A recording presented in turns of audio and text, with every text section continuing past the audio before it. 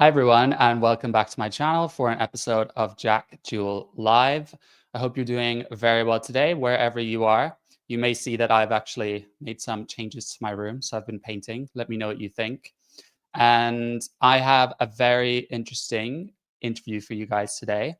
It is with a gay ex-Muslim, a refugee from Albania. He's going to talk about growing up in the faith of Islam, gay conversion therapy, and how now, when speaking out about his experience, has actually been facing backlash from the LGBT mob, which is pretty insane, right? So before I bring him in, just put questions in the chat as we go. We can try and get to them. And if you are enjoying this interview, please make sure to like and subscribe. I'm almost at 19,000 subscribers, which I would really appreciate, and leave a comment down below. So with that said, let's bring her in. He does keep his name anonymous. So this is the gay ex-Muslim. Hi guys. Hi, welcome to the channel, and thank you for reaching out. How are you? I'm good, thank you very much. Just one correction again. I am an Albanian born in North Macedonia. So not born in Albania because it's a different country. But I'm gonna get to that. Thank you. I'm very well. How are you? I'm doing very well, thank you.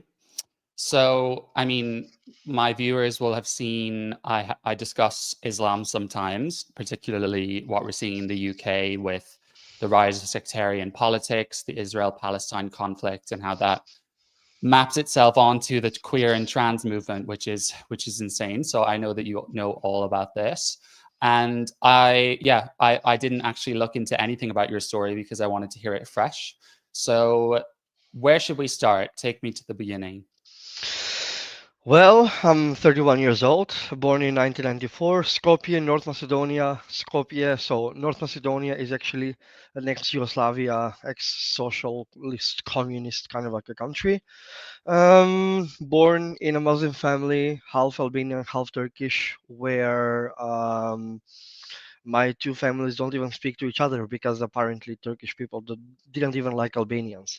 So just a little background about my country. My country has had a lot of, I don't know, difficulties with, Greece, Bulgaria, etc. And then also just for like a little context, as half Albanian, my people in the 15th century, they were fighting against the Ottoman Empire, and George Kastriot Skenderbeg actually was a fighter for Christianity in Albania and with the Albanian people.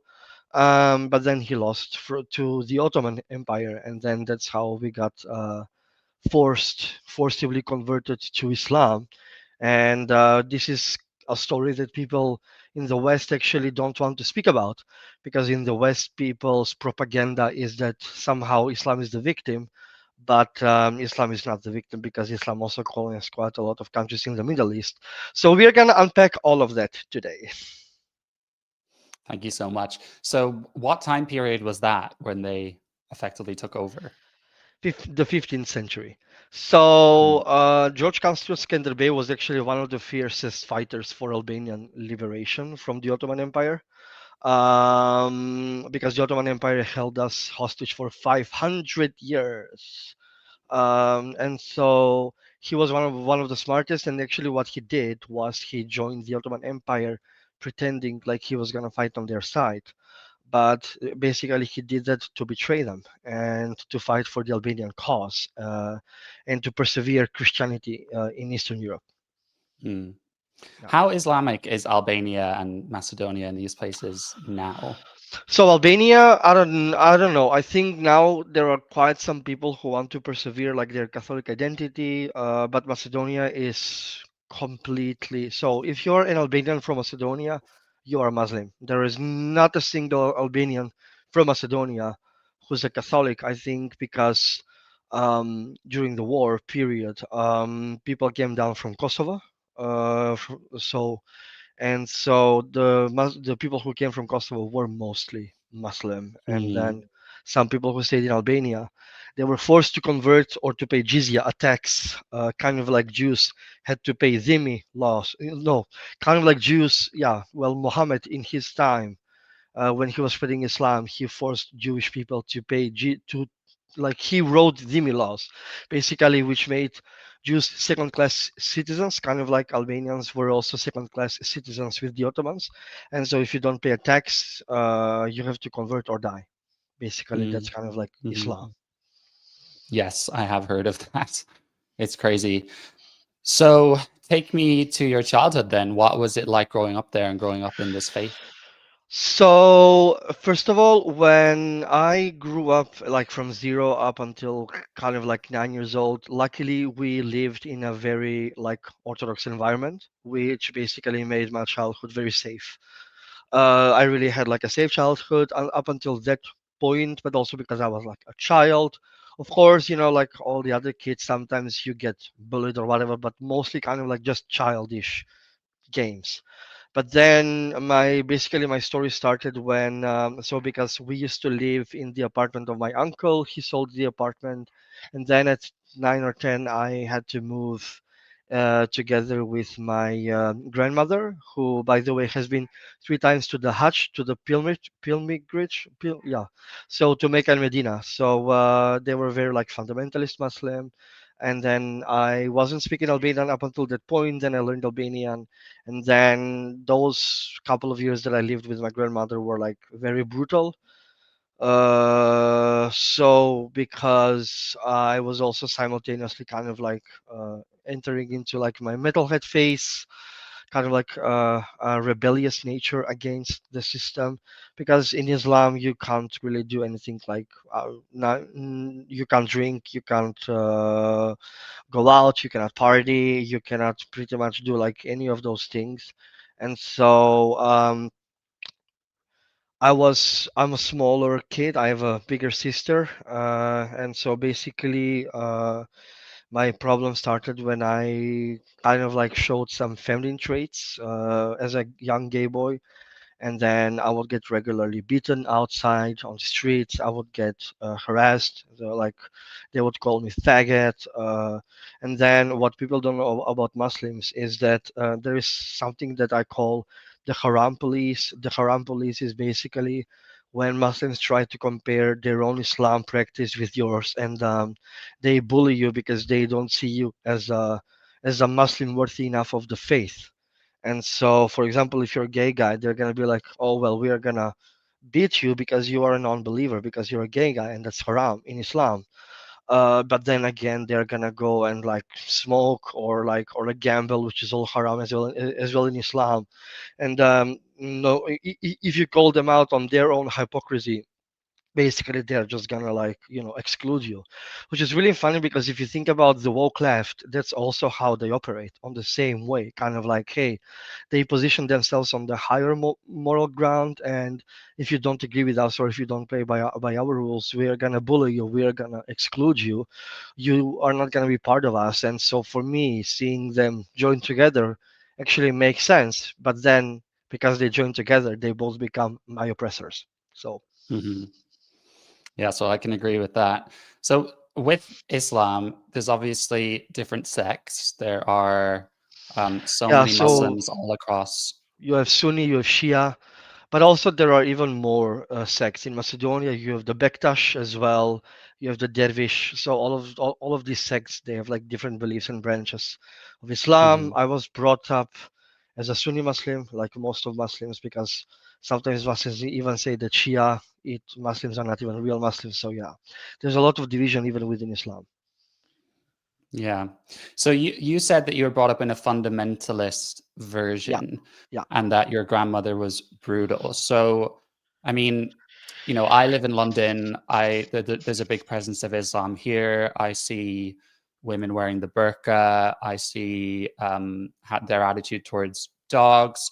There's a debate on their attitude towards women, sex segregation in mosques, and them infiltrating identity politics and our policies and everything. So what kind of Islam were you under, and what were the kind of things people believed? So just to explain to you the kind of like a family that I grew up in, my sister, because she was 5 years older than me, she could not go out past midnight because if she would go out past midnight, my uncle would actually beat her up physically, because he said that basically she was committing haram by going outside in the public nightlife, and that's not what a good Muslim person does, because we were actually raised up way more secular, but then we had to kind of like become fundamentalist by just because we lived with our fundamentalist families, like members. So with that being said, yeah, in that period, I was going to high school. My high school was in, for those people who might know the country, Skopje Sever, kind of like one area in Skopje, in the capital city of Macedonia. And so, as an Albanian who was studying in Macedonian because I just wanted to, because it was the national language of the country. We would have a lot of Albanians to come during break to harass Macedonians because they saw them as like kufar, kind of like the people who didn't believe in Allah. So whenever that would happen, I would step up and I would actually start speaking in Albanian, and then they would actually kind of like be shocked for a while, kind of like, "Are you Albanian?" I would say, "Yes, of course I'm Albanian." But then for them, I was a betrayer of their kind because I was studying in Macedonian language, and so then they would like take that anger and nationalism that they have in themselves and point it all towards me as a betrayer. And then as a result, I would also get bullied and harassed at school. And so I was like really heavily like bullied, etc. And at this point, I was still kind of like in the closet, even. So yeah, very, very fucked up mentality. Very like, I don't know if I can swear, but like, if people in the West want to know what nationalism is, they have to know that I know very well what nationalism is, where I wasn't even Albanian enough for the nationalists in my country. Because for them, being an Albanian enough meant that you had to hate or the Orthodox people, that you refused to speak their language, that you refused to integrate in their country, that you refused, like basically to even like speak to them. And they believed in creating the big Albania, in separating Macedonian cities, separating some part of Serbia, separating countries in order for them to build a big Albanian nation, which by the way Mm, later on got banned by North Macedonia. So they even have like their own nationalist Nazi flag, and that flag got banned by the law because it was seen as like as like a terrorist flag. So because you have to know. During the times when Albanians were fighting in Macedonia, in my country. I'm talking about my country. They also called the Albanian nationalistic military UÇK to come and help them the war against the Orthodox Macedonians, which is kind of like crazy if you ask me, because it's kind of like you are inviting a foreign military edition to defend yourself in another country. Kind of like if now Belgium invades UK, for UK to say to Germany, give me your military power because like we need to like take out the Belgians. Like it's that crazy. mm, mhm. So were you, praying 5 times a day, going to mosque, doing all So those things? indeed, from 9 until I think 13, when I left Islam, I so we had to learn first the Elif, yeah, kind of like it's a small book where you learn the alphabet in Arabic. Then you learn how to read two or three letters to each other, and then eventually you learn about the religion, and then eventually you learn up until how to read in the Quran. And yes, I was reading the Quran every weekend. I was going to the mosque. I was praying 5 times a day. I was actually very religious, and I really believed in Allah at the time being. I was extremely like well behaved. But what pushed me out of the religion is a hypocrisy that I could no longer bear at the hand of the Haram police and all the inconsistencies that exist in Islam that a lot of ex-Muslims are actually talking about all the time. Yeah. So you're obviously quite young still. You're living under this regime. You're getting bullied from your feminine characteristics or the fact that people might think you're gay. So walk me through what happened next. Where did the journey take you next? So at the time, I was still very much in the closet, but I was building up a lot of resentment against my oppression and my oppressors. And then with my mother, we moved out to another place. There was more kind of like mixed, but still it had a lot of Muslims. And the bullying continued, even though sometimes when I started cruising there, I would see the same people who would bully me, and I would cruise them successfully, which really happened quite a lot. But then again, when the night goes off and the day comes again, basically they all are homophobic because that's what they have to do, because that's the right thing to do, and because gays are kind of like a punching bag. And so then later on, around the age of 17, I had the brilliant idea to destroy my life, and I basically came out of the closet to my mother. So I said like I'm fed up of hiding being gay, because anyway I was being bullied. So I was kind of like I have nothing to lose really. And so my Mm, mother actually took me to my conversion therapy session. So let me guide you through that. I know that I'm kind of like going fast about this, but that's because kind of like this is important, and like just like people calling you faggot and beating you up. I mean, there's not much to talk about that. It's just what happened. Kind of like I had piercings. sure. They would tear out my piercings on my nose. Like I would come home bleeding, and then my family would like shout at me, "Oh, you're the shame of the family," because people actually think you're weird, or they look at you in the street and like, we are not proud of being your parents, yada yada yada. So I was kind of like, yeah, whatever. Well, mind you, there Uh-oh. was only my mother, because my father lived in Italy while I was a child, but he came back later on. So about my conversion therapy. So when I told my mother that I like men, because I was kind of like, so there was a moment 17, 18, when Muslim families always tell to their child, oh my God, very soon you are gonna finish high school, and then you can find a job, we will find you a good wife, you will get married, have children, yada yada yada. And I was kind of like, ain't no way that that's happening with me, because kind of like I don't want to get married to a woman. So I said like, hey, like about that marriage, like that's not gonna work out because I'm gay. And she said kind of like, there is no way that I'm gonna raise a gay, there is no way that I raised a gay child. And I said, but I'm gay. Like, and then the classical, who made you this way, who convinced you about being gay, somebody has brainwashed you. So basically she took me to like even though magic is forbidden in Islam, she took me to kind of like somebody who lies to people about like, oh, I do magic, I can cure his homosexuality for like $200. And so Right. she paid €200.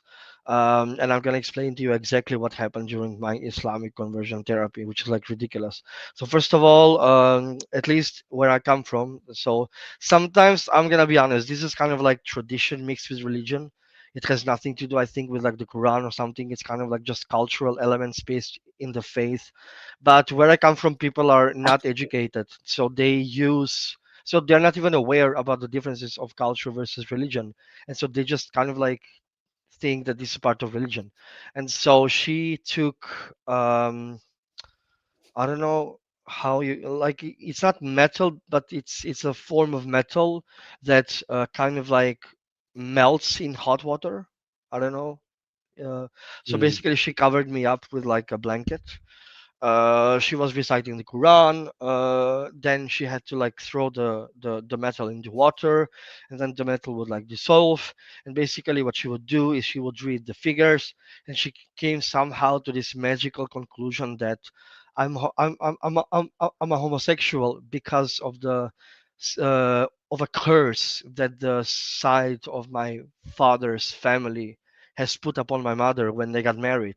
And because, as I told you before, there have been tensions between my two families, my mother was kind of like, oh my God, this is reality. She even guessed that, blah, blah, blah, blah, blah. Mind you, it doesn't take a lot to guess that some families have fights. Kind of like, I think it's a very easy thing to say, oh, this side of the family hates you, blah, blah, blah, blah, blah. It's kind of like very easy to say that. And so then my mother was kind of like, so can you like cure my child? And the whole time I was kind of like, there's nothing to be cured. I think that's ridiculous thing to say. My homosexuality is not to be cured because homosexuality is not a mental illness. I was very activistical at that time. Um, can I just ask, how did you come to having that mindset? Because when I have spoken to other gays who've grown up in cults, you know, it seems like you were quite independent and mature minded to be able to know, okay, this is just the way I am, instead of buying into what all the others believed in, oh, there is actually a curse on me. I had internet, so I made sure that I had internet because I worked from 16 to 18 for an NGO in Serbia, and they gave us laptops and a salary, and then I had to pay my own internet because I had to write articles, and so of course I researched the whole eh, like gay movement history, gay rights, Harvey Milk, all those wonderful, things that have happened in the past, and I just got very much encouraged by that spirit of fighting for liberty, fighting for freedom, fighting for my rights, and so I've always wanted to be an activist. Now I'm just kind of like over activism because of what it's become. I've always been a street activist, not like a chair activist. And what do I mean? What do I mean by a chair activist? I'm not speaking about people who rant online. I'm speaking about people who write projects, who push narratives because their funding depends on those narratives. But I've always been against even like the lobbying. I've always been critical of the lobbying. Actually, when I came to Belgium and I sought asylum, I criticized the LGBT associations of my country because I kind of like they didn't help me when I needed them the most, and they received funds from Europe in order to be able to help people in my situation. So I've always been kind of like critical of LGBT NGOs, but it's only gotten worse in the recent couple of years, where I really think like people are only interested in their money and in their projects, and they don't care about kind of like street activism where you go outside and you fight for your rights or whatever. So yeah, Hmm. so Okay, that's how I so got my mentality. yeah. Well, I mean, it's quite admirable that you were able to stand up for yourself like that when, But let me go back to finish my conversion therapy because it is still not done. yeah, So please. after she did that with the shapes and she told her like that I got a curse, then she opened tarot cards and I started laughing because as a metalhead I was also kind of like entering into all of these like new age Wicca sort of like whatever, just anything else, kind of like seeking replacement for losing a faith. And then I was kind of like, oh, these are like tarot cards, like this is obviously a scam. But then my mother would like slap me and she would say stop talking and listen. I was like, wow, cool. So and then we went home. Basically, I had to drink holy water from Mecca and Medina. So that's a thing. If you go even like I think in like the Muslim part of London, you can find water from Mecca and Medina, holy water. Scam. Water in a bottle being sold Snake oil. being, yeah, exactly, being sold more expensive because Allah said so. And then so also part of my therapy was that I actually had to reprogram my brain, kind of like very much like the same like Christo nationalist conversion therapy. So my mother brought me straight porn magazines, mostly with women, naked women. She entered my room as a teenager and she would lock me and she would say, okay, this is toilet paper. I want to see you actually, pleasing yourself, thinking about women because we have to kind of like get rid of your homosexual brain. Your And mother or the yeah, or this woman. no, So no, your my mother. mother did that. And what did you say Yeah. about naked women? Well, so she handed me porn magazines so that I had to like, Oh, yeah, so I had to kind of like, that doesn't sound masturbate. very Islamic. It doesn't sound very Islamic. It actually sounds very much kind of like predatory as well. She did not respect my privacy. It was very It's invasive and disgusting. it kind of like made me be like, are you serious? I was kind of like, is this happening? Like, is this my life? Like, are you serious? But she was serious. Of course, nothing would happen because I mean, how can you do that? Like, I would not do anything because I was afraid. I was pissed off. I was like crying. I was like depressed. There were lots of fights. There was a lot of violence. There was a lot of pushing back and forth.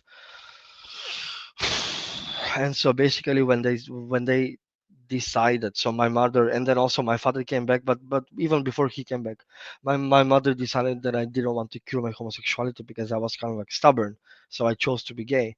And then basically she said, okay, so now we are going to disown you. So basically she said, we are no longer going to provide you with food. So as of now you live in my house, and you will also have to pay rent because we are not going to pay rent for a homosexual son. So basically, they really kind of like tried to make my life a living nightmare. hoping that they were gonna make me become straight. And mind you, this is not even kind of like a Hamas terrorist group, and already the living conditions of a son with a mother because he is gay sounds very much like a hostage. You pay money for living in my house. I made you so you can pay money to live in my house. You can't even eat because if you eat, I'm gonna shout at you and I'm gonna scream at you and I'm gonna beat you. So you have to live in fear in your room because you have done something bad, and that bad is kind of like being a homosexual. So Yeah. yeah, Yeah, I mean, so what you're describing, I mean, I'm so sorry you've been through all that, by the way. And I appreciate you being so honest and candid about it. I think, you know, you can hear similar stories, for example, from Christian fundamentalists in the States, but my impression is always that this is just a small subset of that religion, and actually you get mostly people who are more accepting now. yeah, and But would and you I can, say yeah, it, please. I was just going to ask, in terms of your experience, would you have said actually it would have been very similar for any guy like you where you were from that faith to go through? Absolutely. I have had friends of mine who were locked in their caves, like underneath the basement, uh, by their parents because they were homosexual. Yeah, yeah, this was kind of like a common practice. Yeah. You could not begin Muslim. So all of these people Hmm. in the West who are signaling by saying, "Oh my God, you can be queer and Muslim. Wow, queer iftar. Muhammad was a trans lesbian." They are kind of like they have a privilege of being born in the West. And the privilege of being born in the West is that the West has secularized itself. I can be a pink fluffy unicorn if I want to, and the West is gonna be like, "Wow, you go queen." But it doesn't mean that it is grounded in reality because where I come from, you can never dream of being gay and Muslim. Never. Hmm. And is it Never. illegal? Is it illegal? So, homosexuality is not illegal, but it has also not been legalized. It's kind of like a gray zone, but it's a gray zone. So basically, let me continue my story. So, when I would get attacked, and then I became very like activistical, I would go to the police, and then I would say, "Hey, I'm getting attacked because I'm being gay." So because there are no laws in my country that protect gay people, now they finally implemented the anti-discrimination law, which also protects LGBT people. But in the past there weren't. So the police would just kind of like be like, "Oh, I'm sorry, there is no gay in the law, so I can't do anything." Haha. And actually, the highest culmination of hypocrisy of the police was when my father came back from Italy to my house, and we would also have tensions. I actually reported him to the shelter for no, to like domestic violence kind of like center, and we had a meeting, and they said that your son thinks that you are being hostile towards him because he's gay. He turns out he didn't know, or maybe he knew but he didn't want to accept it. And so after that, yeah, with my father we would fight physically in my building, like with fists. And then I would call the police all bruised up and kind of like being like, "Look at what he's doing to me because I'm gay." One police officer who was Albanian and Muslim, he kind of like said like, "Well, honestly, what do you expect?" And I'm kind of like, "I'm paying you from my tax, like I work, so I'm paying your salary. So how can you say this to me in front of my abuser?" And he said, "I would do the same to you. It's your choice to be like this." And that guy was like a police officer. So ever since that happened, I just kind of like knew that my life in that country was over because I was being Yeah. beaten up on the streets. I did a coming out campaign with an Irish NGO, which was called "We All Deserve to Be Loved." No, "Love is Love," something like that. I have the coming out video on my Instagram.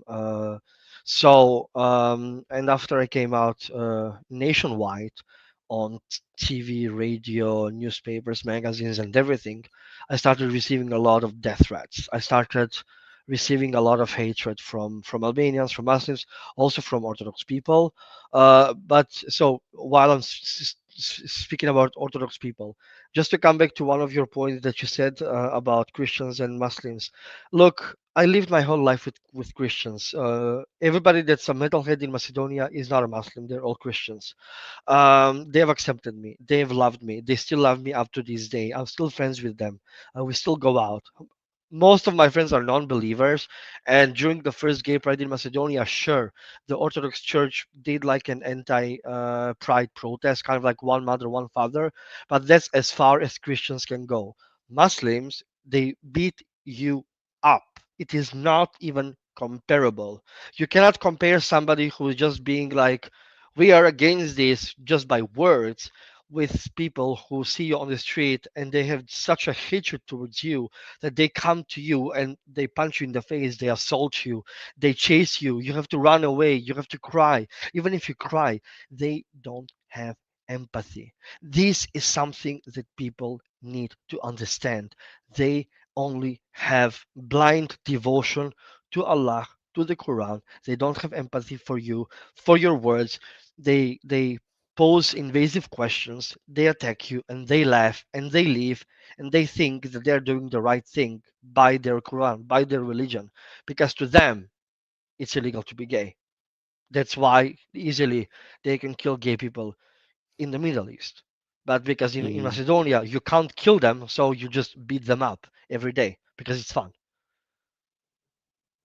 mm. Yeah, it's powerful what you said. Yeah, I mean it's the truth. And so when I came to Belgium, I didn't speak about this because I wanted to leave it all behind because I believe So are that you, can I just check, you were obviously still there. Your parents made that decision.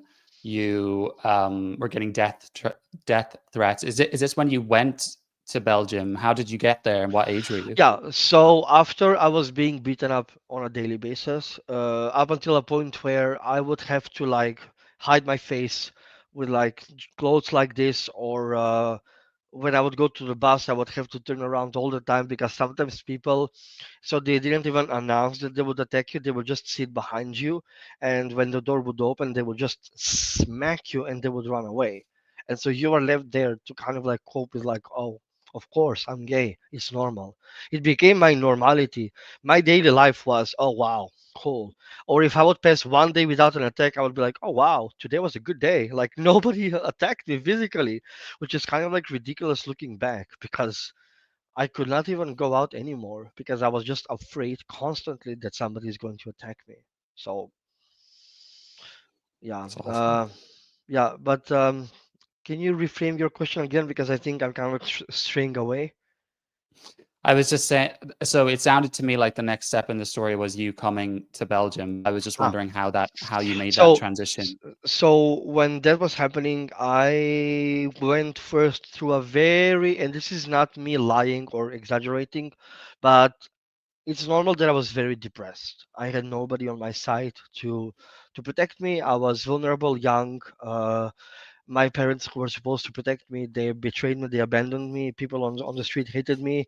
I had a first toxic abusive boyfriend, so kind of like my life sucked, and I became very like suicidal. So but then I kind of like said like that is not the answer, kind of like I can't go that way because like that's not worth it. So then I started dreaming about living into these wonderful European countries where I'm going to be far far away from religion, because I'm going to go into like a secular country, which wow, if I could talk back to myself from now today in Belgium, in Europe, and that guy, I would have just told him, you wait, in 10 years you are gonna go through the same thing that you went through as a child, which is happening. So I said, okay, if I'm not gonna, take out my life, so how can I run away from this country? So at the time, I had one friend of mine who was an activist from Belgium who lived there, and the Netherlands, because he lives in both countries. And I told him like I want to leave this country, but he said, "So how are you gonna do it?" I tried to see if I could maybe start studying in Europe, but that was impossible if your parents don't pay it. So I was like, ah, yeah, I forgot about that part. Then, and at the same time, I was working in a supermarket, kind of like regular job. So I said, okay, I went on Romeo, and you can change your location. And I was chatting to guys from Belgium, but there was a ridiculous thing because in my mind I was kind of like, please help me, save me, get married with me. I just want to run away. And I think people, yeah, nobody was responding to me because obviously I wasn't there to like start talking and getting to know you, but I was just kind of like there to kind of like find a way out of my situation. So that didn't work, and I was just kind of like, oh great, I guess this is my reality. I guess I'm stuck. I guess I'm gonna get married. I just had like all of these bad ideas, all of this kind of like, I was very like worried, and my parents were very like hostile. They were very kind of like, look at you, you are such a laughing stock. We regret having you as a son. You never made us proud. Blah blah blah blah blah blah. And so like they were mentally killing me. And so I saw a picture of one of my friends from Brussels, and I was just kind of like, okay, are you in Brussels? And he's like, yeah, I live here. I'm like, oh, wow, like, how did you move there? Like, you have to tell me. So I told him my whole life story, and I showed him pictures because at the time, when I would get a text from my parents or outside, I had a boyfriend, so I would send him like, look what happened to me. I feel very sad, very bad.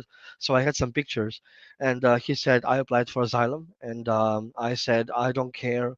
I'm gonna apply for asylum, and I didn't even think twice or rationalize it. I had no money, no savings. I just said, okay, I'm taking out my passport. I'm taking out a flight. I'm leaving my job.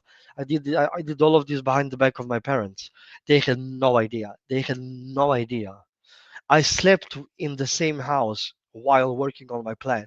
I was hiding my passport in my pillow to be able to run away because if my mother would have seen it, she would have hidden it because she would have like, become suspicious. But to do that, I first had to announce my old passport as a lost. It was like this whole thing. And because at that time I was an adult, I became 18. I came to Belgium when I was 20. And so I quit my job. I was working until the last day. I told my colleagues I'm going to go to Belgium. I'm gonna ask asylum, and they said, "Are you sure? Because you're not gonna make it." I said, "I don't care." So I told my ex-boyfriend, who was also an abuser, that I'm gonna leave. He said, "I don't believe you." Nobody believed in me. Nobody, nobody. And the day when I left, I only packed one small backpack, kind of like the backpacks that now gays carry, like on gay festivals, only with underwear and my passport, some money because I booked a ticket for 3 days. So because I didn't want them to think that I was gonna apply for asylum, and so I slept the night before at one of my friend's place. I told my parents I'm just gonna go and see a friend, and I'm gonna come tonight later at home. They didn't even speak back to me. I blocked them on my phone. I blocked them everywhere. I took a flight and I came to Belgium, and I sought asylum. Wow, that's crazy. I mean, so when you were getting the flight and when was that scary? How did it feel like, when the plane took off and you I cannot explain to you enough.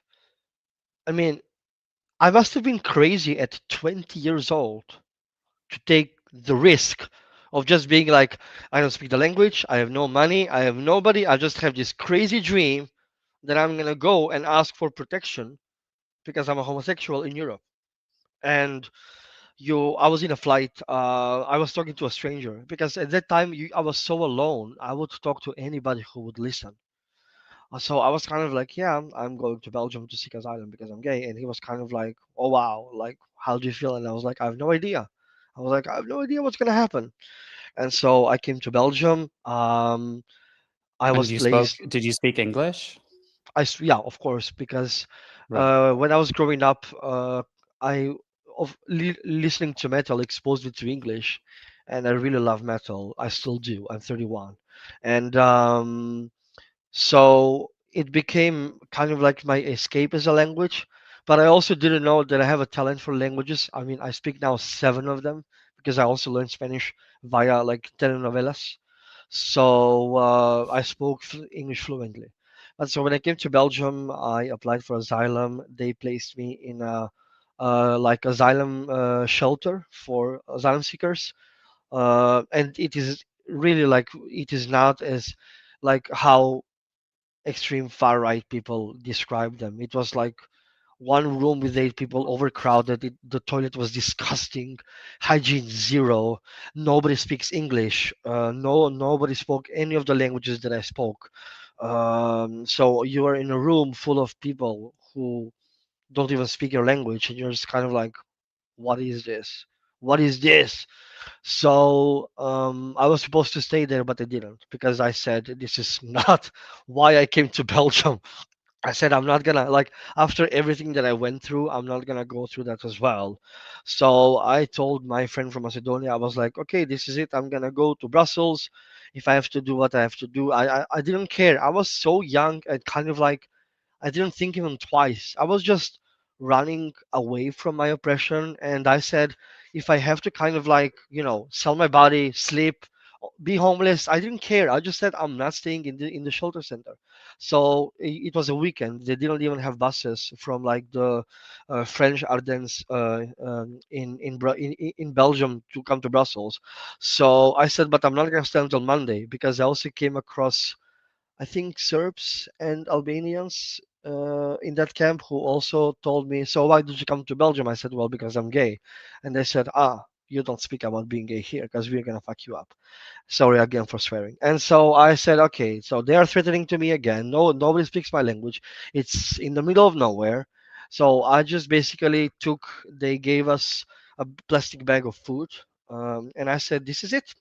I was carrying like at that moment I was crying a lot because you have this 20 years old guy coming to Europe for a better life and he's just kind of like carrying like this bag full of like cans of food doing auto stop because I had to come to Brussels. And I came to Brussels because when I told to my friend that I'm gonna go to Brussels and I'm gonna find my way, he said, "Are you crazy? Are you crazy? You're 20 in a new country, no family, no language, and you are gonna find your way." So that's when he actually told me like I have a house in Brussels. So he basically decided that he was going to private support me financially through the process. And this did not happen planned. It just kind of like happened as I went. So he arranged for some people to receive me in Brussels. I went inside of his house. I could live there for free in his private apartment, which was empty. And then he was sending me 50 euros every week so I could get some food. Luckily, it was before the inflation, and it was just enough to kind of like get me through the process of Mm. asylum. And so when I came to the Rainbow House of Brussels in the past, it's kind of like our LGBT mother association of all the associations. They told me that Macedonia was a safe country, meaning there is no war and they don't kill gay people. So they said probably you are gonna receive a negative response. And I was just kind of like, people, you don't even know my story. Like, how can you say that I'm gonna receive a negative response? And they were like, yeah, but that's because we have experience with asylum seekers. And I was like, no, you don't have experience with my life. I said I'm here to fight with like I'm not gonna get a negative. So for me, as far as I made it, I said I'm never gonna go back. I was really kind of like I'm not going back. Nobody can make me go back. And so my procedure. So at the time, what you have to know, because I also work now with asylum seekers because of my stories. In the past, there were not a lot of LGBT asylum seekers from my country, so they assumed that it was gonna be like, okay, we will listen to him, no story to give, and then we are gonna send him back. But actually, we did in 3 months 4 interviews of 4 hours because my story was big. I decided like, okay, this is gonna be like a free therapy session, and I'm gonna vent out all my traumas. And trust me, I shared this status on my Instagram. If I would have come in 2025, if the person who was listening to me was a little bit wokeist, they would have rejected me because I was trashing Islam every single chance I got. I came to Belgium trashing Islam. And they didn't call me even once Islamophobe because they know the reality of people who flee their countries. They know what it is to be gay under Islam. And so after 4 long interviews and lots of like emotions and talking and talking and talking and talking and talking and talking, I received the positive decision that I could legally stay in Belgium. Mm. How did that feel? Well, first of all, I felt kind of like I proved wrong to my parents, to my ex-boyfriend, to a lot of people who didn't believe in me. And it really felt good because I was kind of like, oh, I can finally be gay in a country where being gay is okay. It just felt like a dream come true, and I cannot describe that moment. It was kind of like, what is happening to me? It was kind of like I'm changing my life, but I had no idea what was I gonna even do. And I was like, oh my god! But during the waiting period, I partied a lot. That's when I first started taking drugs. Of course, if you come as a 20 years old to Europe in the gay nightlife, of course you are gonna come across drugs. So I got pills put in my mouth. I started taking drugs. I had kind of like lost any direction of my life because, I mean, of course that I did. I had no idea what was I even doing. But then I said, okay, I cannot be taking drugs and like just waste away this opportunity that I got. So I said, okay, I have to do something out of my life. And so then once I was able to just kind of like breathe out, just exist, breathe out, I said, okay. So then you get social security service, like some fundings money to kind of like live by. And I said, okay, I'm gonna make it my life mission to become something big in Belgium because I felt like I had to give back to Belgium because Belgium saved my life. So I said I cannot just be here doing nothing. I had to give back and become somebody that Belgium would be proud of. I kind of like saw Belgium as my adoptive parent, and I really took well the assignment because then I learned Dutch in 1 year and 7 months up until the level C1. I started studying to become a teacher. I went to college. I paid my way through college, and even though I had state fund support, I was also working. So when you work as a student who is on social welfare, so they just basically don't pay you the full money. They see what you earn and they add. But at least for me, for my pride, it was at least kind of like, okay, at least I'm doing something that I'm not fully dependent on Belgium, even though I didn't want to lose the stability because I really had dreams. And luckily, I graduated in 7 semesters. I graduated in 3 years and a half. And then something very weird happened during my studies. So I was driven to study and to become a teacher by this hunger to prove to my parents that a gay person can be successful. I think a lot of us do a lot of things in our life because we want to prove our parents wrong. I think that's kind of like a human behavior. And so in the second year of my studies, actually, both of my parents died. And I was just kind of like, no, I was just kind of like, this can't be happening because I was living to prove my parents that I was gonna become a teacher as a gay guy because they said you will Uh-huh. never be able to work with kids because gay people are pedophiles. And so first, And can I just ask, you obviously blocked them, you left. Did anyone try and reach out to you or find you during this time? no, no, no. But I was also not posting a lot of stuff on Facebook. So I blocked them during the period when I was seeking asylum because I was not sure if I was gonna go back or not. But I unblocked them the day when I got my positive decision because I had to tell them. I had to call them and be like, yeah, by the way, I'm never gonna come back because the faggot that was the shame of the family now has an ID card in Europe and can be a free gay person. So I unblocked them because I wanted to tell them with my own mouth, this is my ID card and I'm in Europe. Goodbye. And then actually my mother, so it's good that you reminded me about that because she was play pretending that she died. And so basically my family staged like a whole funeral and they said you have to come back. You cannot stay there. Your mother is dying or she's dead. And I was just kind of like, you people can do whatever you want. You are no longer my problem. You are no longer my family. You are no longer my business. I said like, this is over.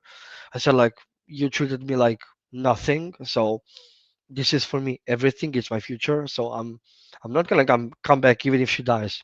I was really I had so much traumas from them that I would just hard cold, and I would tell them literally, you can all die, and I would just be like, I don't care.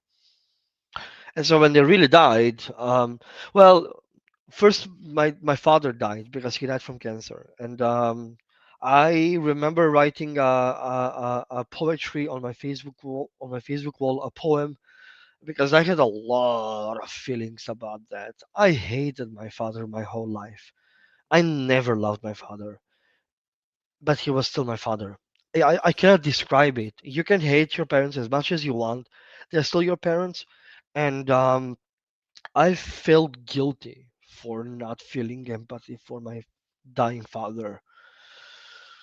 And so when my mother died, I remembered that I had to have a presentation at school the next day.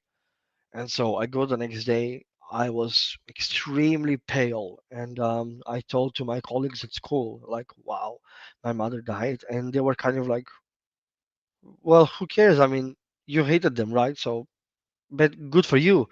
And I was just kind of like, "How can these people even say something like that to me?" Because yes, it's true that my parents treated me terrible, but I was going through conflicting emotions. 23 years old, alone in Belgium, starting to become a teacher and having responsibilities. I had to process all of that on my own. And the gay community didn't know anything of that because I was not open about my story back then. Nobody knew. I was just Mm, kind of like this party boy. This, I'm studying. Oh my god, I passed an exam. Oh my god, I'm so successful.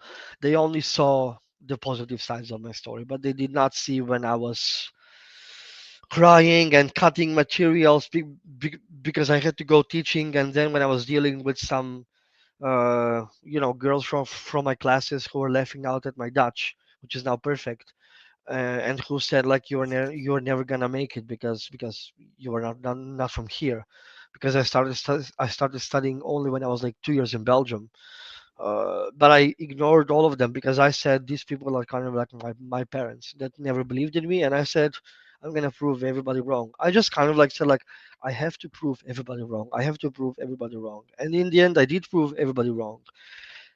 But I cannot prove wrong to gay people now because of the mess that they got us in, and that's kind of like that destroyed me in the last 2 years, honestly. Because mm. after the queers for Palestine movement started, first of all, I didn't even care about Palestine or Israel. I was just kind of like living my life. I had so much trauma already. But then when I saw the queers for Palestine movement, I remember that I was so depressed. It's kind of like you hit me with a hammer. Like, wow. So I saw all of these people defending Islam, and I knew that they're gonna make a clown show out of everything. And so I wrote a big text on Facebook about how this is a slap in the face to ex-Muslims, LGBT asylum seekers in the West, how this is betraying us and it's making us feel isolated in the community. And there's an Algerian guy from Brussels who basically first went against me because he's a second generation migrant in this country. And I said, "You've been born here. Okay, you have been through racism or whatever, but I had to fight to get here, and I fled Islam." He could not deal with the reality of my life story, and that's when I got for the first time called a fascist, a Nazi, a white supremacist. Basically, people were seeing me as this white person who was just hating Islam because I hate migrants, and I was like, I'm a migrant. Like, they were deliberately twisting my reality and my life story to make me the enemy because And they did these not want. are these your friends and circles in person as well as Yes, online, or? I spent 2 years every weekend going out with them, and the same people abandoned me. The same people now, they gather together to say, we don't want this guy in our circles. The same people now, they ask me to apologize to them. The same people now, they ask me to submit to them. And I don't think that they realize, but as somebody with my stories, I'm never gonna submit to anybody like that. And you can be whoever you want, and I can be alone. I now tell to myself, I did not come to Belgium to be part of any community. I came to Belgium to be safe as a gay man. That's it. And is this fundamentally over the Israel-Palestine issue and Islam that they shunned So you? is this a Yeah, so broader? so look, so look, when the Israel and Palestine issue started, I kind of like started researching it for the first time because in the And by past, that, but by that, do you mean October 7th, or do you mean? October 7th. But prior to Okay. October 7th, I was actually very much pro-Palestine because I thought that being a leftist was the right thing to do, and we fought for gay rights and liberation, and I did not think a lot. But after the October 7th, I said to myself, can I research this from both sides? Can I kind of like leave my echo chamber? And because I studied also to be a teacher of English and ethics, I was taught my whole life how to critically think, observe, read different sources, not be bought into narratives, and so I got into like a lot of like rabbit holes about Palestine and Israel, and so basically I'm gonna tell you how I became a Zionist because I'm a Zionist. The Mufti of Palestine and Jerusalem, Amin al Husseini, I think was his name. He was collaborating with Hitler, Nazi Germany, to exterminate Jews. This is what people leave out about the entire story. And also because of the whole connection with Albanians and how they got colonized with the Ottoman Empire, there was also an Albanian SS Legion, whole army with the Nazis, fighting for the Nazis. And they were, by the way, Muslims. They were like the colonized Muslims from the Ottoman Empire. And so when I came across that, I was just kind of like, so we say that we are against Nazism, but then why are we okay with people who worked with Hitler to exterminate, Israelites and like Judeans and Jewish people from their ancestral homeland? And then I saw the narrative develop as kind of like resistance, and then terrorism somehow became resistance. And as somebody who lives in Brussels, we have had Sharia for Belgium. It was a terrorist organization that existed with a legal status in Belgium that was fighting for caliphate, Islamic caliphate, for jihadi caliphate in Belgium. They sent over 500 people to Syria. Their leader finally got caught in 2017. They were disbanded. They were forbidden to exist, and the leader got deported to Morocco. As a country who had terroristic attacks in our airport at Zaventem and in our metro at Malbec, as a country with that past, I saw the same people around me with brains, functioning brains, adults, twist the narrative that somehow terrorism is resistance. And of course, they brought all of this imperialistic story. Oh, Western imperialism and America with Israel and blah blah blah blah blah blah. And I just could not believe my eyes. I just could not believe my eyes how terrorism became resistance, how Islam became the victim, and how people have to stick with Islam. Mind you, I have nothing against Muslims who are believers. You do you. My problem is the political Islam. My problem is twisting the narrative. My problem is how the gay community in the past, 10 years ago, would say there's still countries with death penalties for gay people. And nowadays, nobody Mm, says that anymore. Nowadays, do you know what they say? I was having a meeting with activists in the Rainbow House, and nowadays the narrative is, why do you think that our culture is better? Why do you think that it is better to have gay rights? It's their culture, it's their place. Leave them. And if you criticize them, you're the racist, you're the Nazi, you're the fascist, you're the right winger. I became a mm, right winger because I was fed up of them saying that to me. I said kind of like, you know what? Yeah, sure, I am. And I said, and I'm gonna brag about it because I said, you guys have lost your brains. I said, you pretend that you like migrants, but when we are not the type of migrants that you like, then we're being banished. We're being banned from parties. They sent people all the way to Paris to control me from Brussels when I traveled, to follow me because they were afraid that my truth was gonna destroy them. So I no longer fit into the narrative. I became the enemy. So mm. yeah. So and did any of your friends stick around? Like were any of them not that No, way? no. All of them were. Even my three best friends that I had for 3 years, they just told me, "You're traumatized. Deal with your shit. We're out." And they Mm. joined the woke mafia. And by the And way, was any the of this over the trans issues, or was this mainly Islam and Israel? so mostly Islam, Palestine, and Israel. Personally, I like trans people. I grew up with trans people. I just am not for the 2025 transgender identity, because I like people like Marcus Diop, kind of like Blair White, kind of like Buck Angel, who are grounded in reality, who say, I live as this man or woman, but deep down inside, I know that I was born as a female or as a male. I like that side.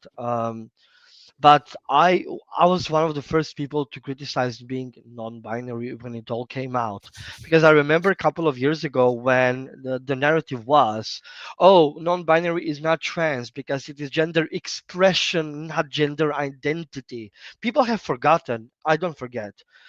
The narrative in the past for non-binary was, oh no, we're not trans because we are just expressing our gender, but we are not having it as an identity.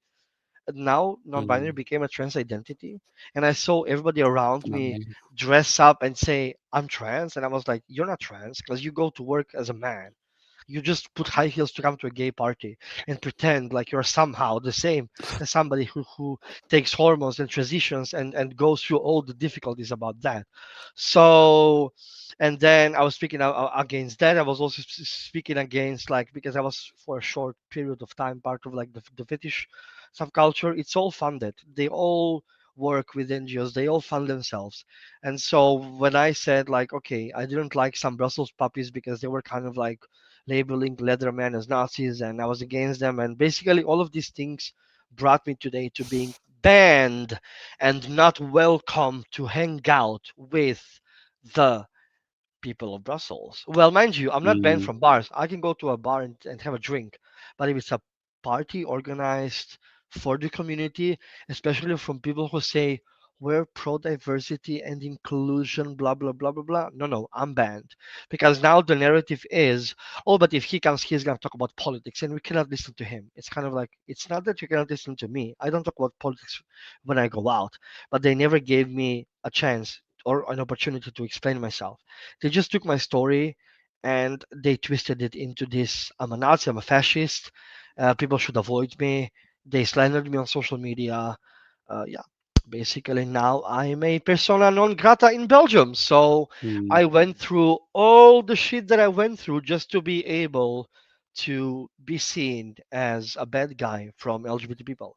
So to all the straight people who are watching this and who somehow were duped and manipulated into this idea that, like, we are the people of diversity and inclusion and love and tolerance, it's all fake. It's all drama. There's a lot of narcissism in our community that needs to be addressed, and that's when I joined basically all the counter movements against everything that's going yeah. on. That's when I opened the LGBT Expansions of the West. Yeah, and ever since I've just been going to metal concerts. Now and then I go out in the gay community. Some people speak to me, some don't. I share a lot of stories on my private Instagram. I Mm. dare to share my opinion. Yeah,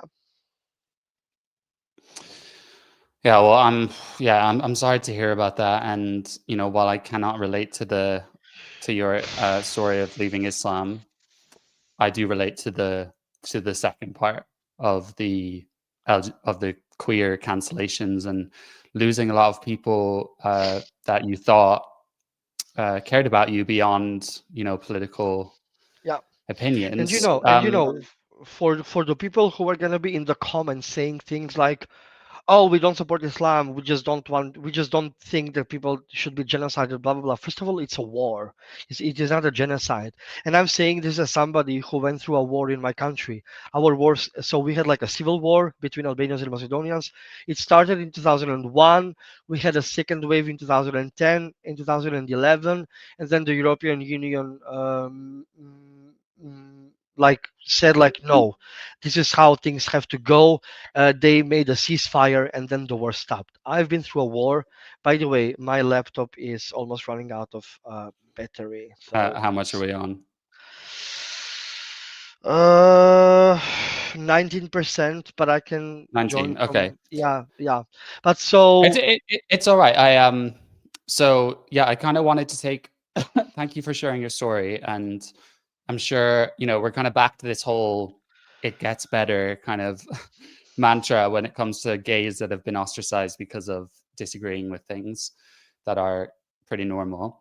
But I guess I just, for the last section, however long this lasts, I want to just center the conversation a bit around Islam and some of these steelman arguments that we're seeing in Europe and the West, because Islam now has a very big presence throughout all of Europe, and it's a big. I can't really speak for Belgium. I don't know what the presence is like, but in Brussels the is UK, they Brussels is the only city that canceled Disturbed because of the Palestine issue.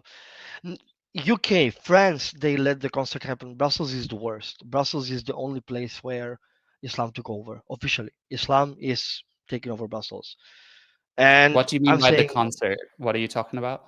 so. Disturbed, David Draymond, he signed a shell, an empty shell Uh, in Israel, kind of like saying fuck Hamas.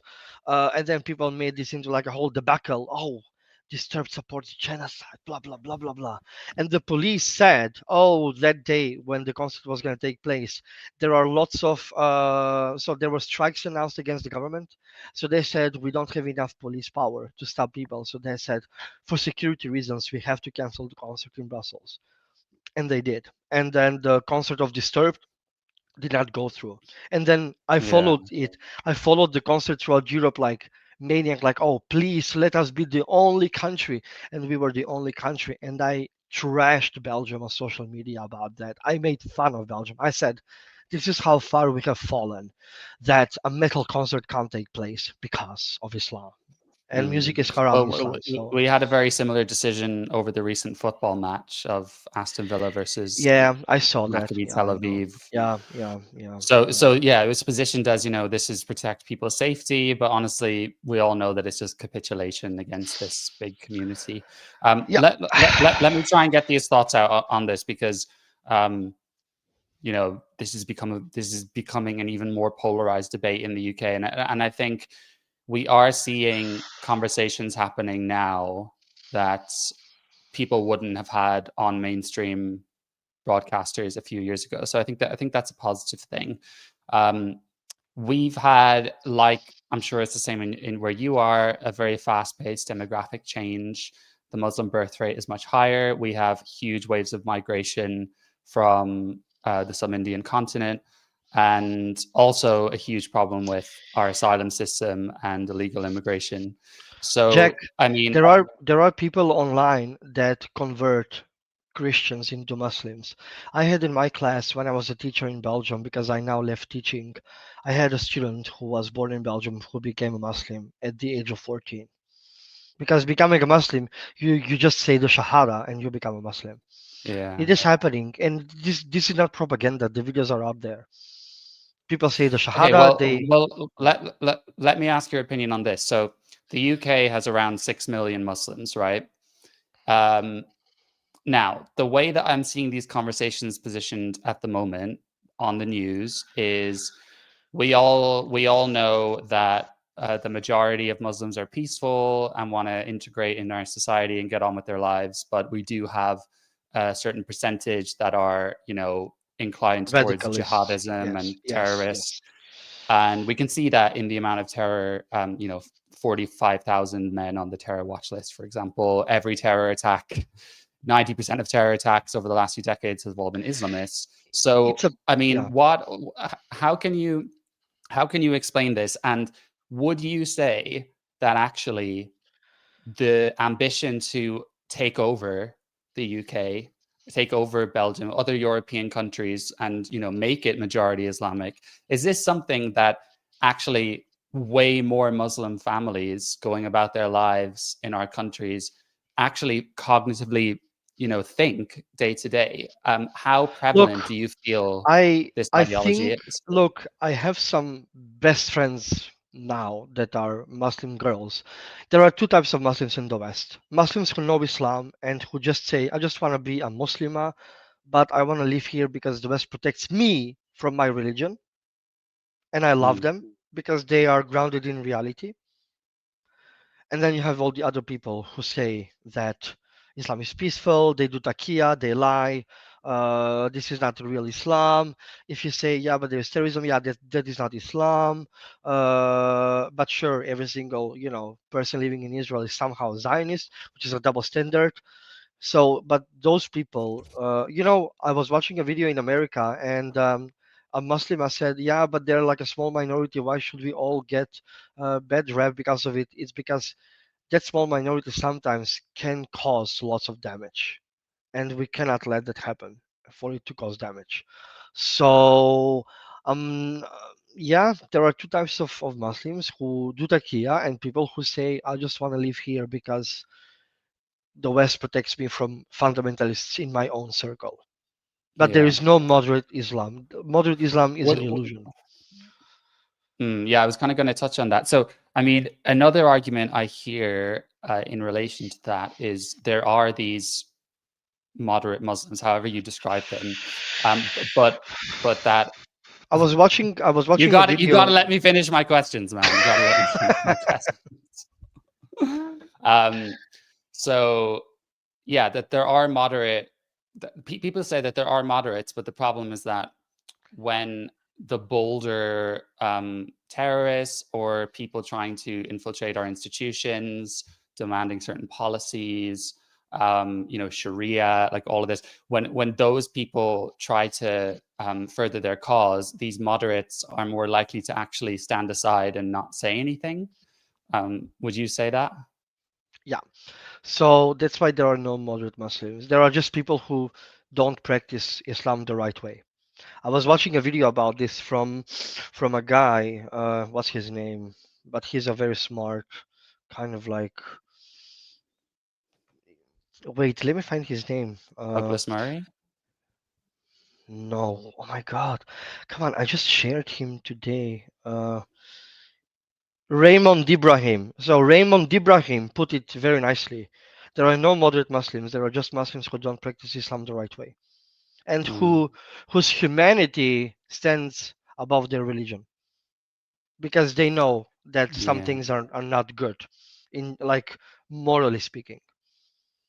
Hmm. Because And because I think, if Islam takes a country, you have child marriage, you have cousin marriage. We saw that now with UK publishing a study saying there is advantages and benefits in cousin marriage. I mean, what kind of a yeah, joke? it's a big Like, problem so here. I know, I I know, mean, I that know. that that is a good point. As in, there's no example of an Islamic country that is not um, a basket case of human rights abuse unless it is an extremely authoritarian state. You know. Woke leftist libtards love to say that Turkey is an example. Turkey was never pro LGBT. Turkey has always water gassed LGBT pride parades throughout history. Turkey has always arrested LGBT activists. I have people who are seeking asylum from Turkey in Belgium, and Turkey now also made it illegal to be trans again and LGBT. And Turkey has banned Aziz, a gay singer from Bulgaria, from going to a concert in Turkey because of gay propaganda. No, there is not a single Muslim majority country that has any good advantages towards human rights. Female genital female What mutilation, about what LGBT about places rights. like the? I'm just saying this from what I hear from other people. Right, I've not been there. The UAE, Bahrain, Oman. What about those kind of Aha! places? But those countries are now being the richest countries in the Middle East, and even they distance themselves from the other Middle Eastern countries. There, you still cannot be gay, but it all happens behind closed doors because It's so capitalistic that people go there to make money. And I once met a gay couple who lived in Dubai, and I said, like, how can you live in a country that oppresses us? And they said, we don't want to talk to you. There is gay people living there, but they hide because they have their interest is, I don't know, the salaries there are like what, 5, 6, 7,000 euros per month without taxation. So I think it's wonderful what money can do to people. So here we are selling morals. There people go Yeah. hiding because they have financial interest and advantage. And But in it seems to me like those countries have managed extremism and no, fundamentalism, or no? because Or you can never become a rich country through fundamentalism. They learned that from the beginning. There is many sheikhs from there that criticize the West. There is many videos of sheikhs saying the West is getting cooked because we are getting all the extremists. yeah, I've seen some of those. So Yeah, could you argue though, I'm kind of getting ahead of myself a bit here, but could you argue that we could do something similar here to what they do? we need to stick to ourselves as secular, or because some people also criticize secularism. We are Catholic nations that have lived this way for centuries. We brought human rights on the world. We have to fight for our rights. And this is not me spreading this kind of like propaganda that's nationalistic. I'm a patriot because the West saved my life. This is what people don't understand. Of course, I'm gonna want for Belgium to stay safe for me because where am I gonna go, Jack? I've been thinking, what if the same happens that happened back in my country? Where am I gonna go this time? Where is the escape this time? Well, there's a few European countries that are explicitly saying we're not taking any Muslims, like Poland and Hungary, Yeah, but and they're what also the not. Czech Republic. But they're Yeah. also not good for gay rights. So I know Mm. that argument, but that's not the I've solution. I actually, want well, I mean, to. I've heard like Poland, like Warsaw. I mean, the cities aren't too bad. Anyway, one thing I'm quite interested in hearing your perspective on is, you know, you're an asylum seeker, right? So you obviously know what it feels to be desperate to um, have a country reach out their arms and say, "Don't worry, you can stay here. You're safe." Like that's behind you now. So I totally get that, and I think most people naturally feel that that's a good thing, and that we can try and do it as much as possible.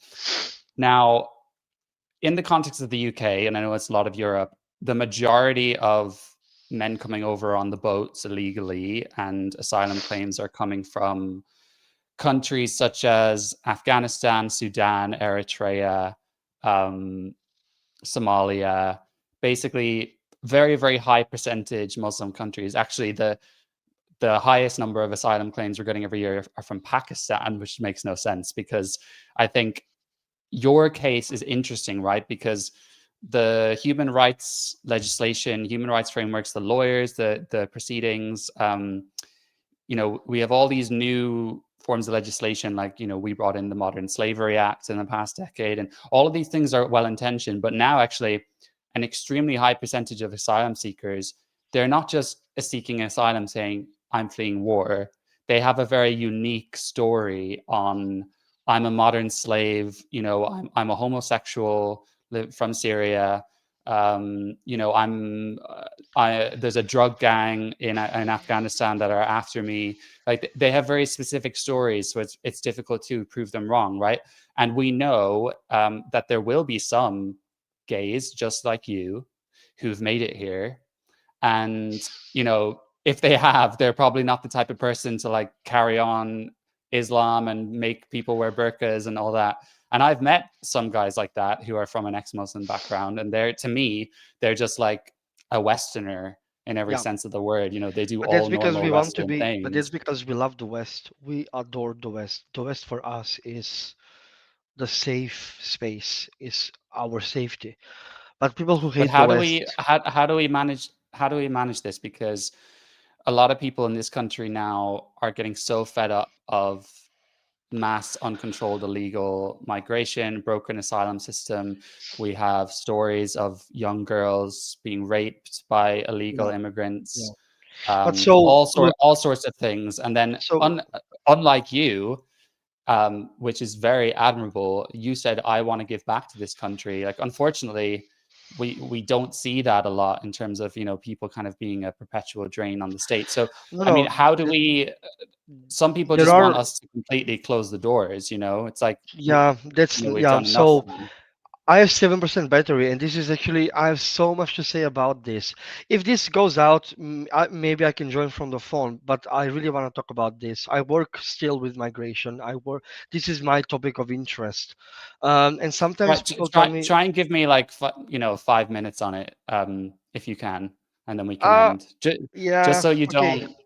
Okay, so ju- quickly before my laptop dies because I get notifications. So this is my opinion, 6%. Okay, focus. I believe that Europe needs to like have a limited amount of asylum seekers per year that we can safely host. They need to make procedures up to 6 months and then decide yes or no, and then the seeker goes back or stays here. Because what's happening right now is our system is overflowed with people that we cannot take care of, and then they stay here for years without any definite answer, and they roam the streets, and because of their mental health, because of how awful it is like to be in this state of like disparity, people lose their mind and they do everything. Remember, I did drugs when I was under the procedure. Some people rape. So the solution is not close the doors. The solution is solve the asylum system. Make it 6 months. If people are not asylum seekers, because some people lie, some people invent stories, you send them back. The real people like me who need protection, you put them in and work on integration. They have to prove that they're willing to take on the Western values. They have to prove that they're willing to learn the language. But not only asylum seekers. For me, the problem is work also with the second and the third generation of migrants in schools. Make sure that they love the country that they live in schools. Teach them that Belgium is a good country, that it is their mother country, because sometimes second or third generation migrants, they say, I'm not a Belgian, or I'm not a British, I'm Moroccan or Libyan or Syrian. Like, no, it's okay that you are from that ethnicity, but living here, we are all Belgians, we are all Europeans, But we is are it? we I mean, that sounds great to me, but if we keep taking more people from Muslim backgrounds, are they going to be the type of people who will sign up to that and say, "Yep, like I'm," well well because that's not well what we're seeing. You're a kind of fish out of water with this, but that's not what we're seeing. Obviously, we're not trying hard enough to integrate them, but I just yeah, wonder, but you have would to, you they? have to, But would they you know. even? How can you make a culture that I views don't women think I don't differently? think I don't think that those people, the extremists, will ever integrate. So you have to do what you have to do and not allow extremism in your country. That's it. Because I saw that what Macedonia did, and now it's taken over. Albanian is the second national language. There's lots of mosque on every step and corner, and that's it. So don't let this happen. Listen to people who are complaining. Take a side and say, you can all believe in whatever you want to believe, but this is a Catholic country and these are the values and you have to respect them and take this seriously. That's it. Mhm. Gatekeep Do your values. you do you think it? So yeah, my final question then: do you think it's too late for some of us European countries? Brussels is definitely done and over with. UK also. I'm so sorry, but I mean, I was very happy when I saw the protest happening. I follow Khadija Brown. She's a patriot British Muslim on Instagram. I've She's met lovely. her. I've met her. Yeah. Oh no! It looks like his battery ran out. Everyone, unfortunately, I think he was speaking quite fast today because of because of we knew that that was going to happen. So yeah, I appreciate anyone who has watched this episode today. And I'll stay on for another minute. If anyone's still on, you can ask me a question in the chat. I know I saw one earlier from Joseph. I recognize you and your picture. You were basically, yeah. You said where did he come from? Macedonia. Yeah. Oh look, he's back. All right. Um, Me. Great, I'm okay. back. Sorry, guys, for that. Okay, so now we can talk a bit longer, and I'm not gonna feel like I'm rushed. So I was talking about Khadija Brown. I adore her. That woman is the type of people that I'm talking about. if you see her content, she is the proudest British woman ever. She criticizes fundamentalist Islam. She is this passionate and fearful, and the way that she plays with her hijab and she braids it, I love her. I think that if everybody was like her, we would have amazing, successful countries, because she loves Britain. She gets a lot of hate from fundamentalist Muslims. She gets ton of hate. She was now even denied like to access a place where she was gonna eat halal, and she said, "If you don't want me eating halal in your country, fine, I'm gonna eat vegetarian." I love her. I love her because you would not expect that, but she's such a proud patriot. But you met her. Please tell to me more about it. Yeah, so I mean, I was at an event in Parliament for. Have you heard of Harry Sol Markham? He No. wrote a book. He's Jewish. He wrote a book called um, "The Melting Pot." He's done interviews about it. It's about the rise of anti-Semitism across mainly Europe, Yeah, and heavily tied into the rise of Islam. yeah, And she was there, so I recognized her from some interviews. I've seen her on the Spectator, GB News, talking about. I think when I first came across her, actually, we have a place not too far from where I am, a park where you might have seen this. They organize a charity run. It's from a mosque, and then basically people found out that it was only for men, boys, and girls up to 12 years old. And apparently it's been like this for a while, but now people are starting to question Islam, and then people are actually finding some of this shit out, right? Because normally these people just carry on and yeah. just no one goes near them. So I saw her talking about that. She thought it was wrong. Obviously, I agree. To just exclude women above 12, and I feel strongly about this for the same reasons you do, because I'm gay, and I do. I feel like my goggles are kind of off. I've obviously even noticed change since I've been in London since 2016, with migration. And, I see so many little girls, some as young as 4 years old, in hijab, women in niqab everywhere near where I live. And obviously, we have these, sectarian politicians. We have the protests for Palestine. So much. And I mean, you may have seen that we have this kind of new defectors of the left in the UK from the Labour Party, and they're kind of splitting off into factions of the Green Party and this new thing, Your Party.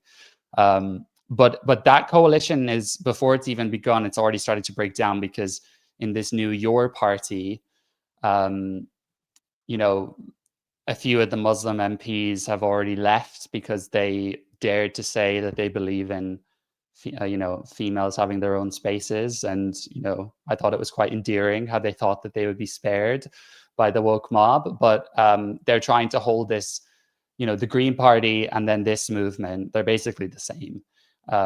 They're trying to hold a coalition of woke white liberals who believe in trans rights and decolonization, and we hate the West, and Islam, basically. So what unites them is a hatred of the West. Yeah, Um, like alliance. I don't necessarily think that like Muslims are more inclined to be communists.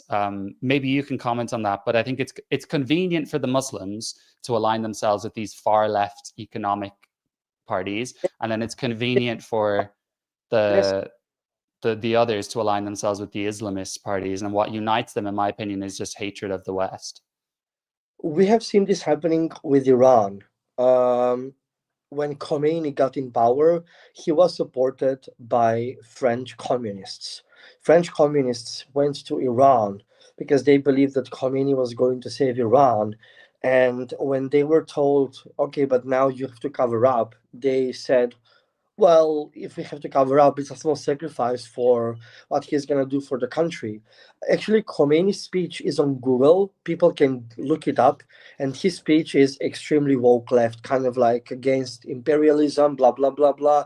The West is the enemy. USA is the enemy. We have to save our great country. We are proud to be Muslims. This and that.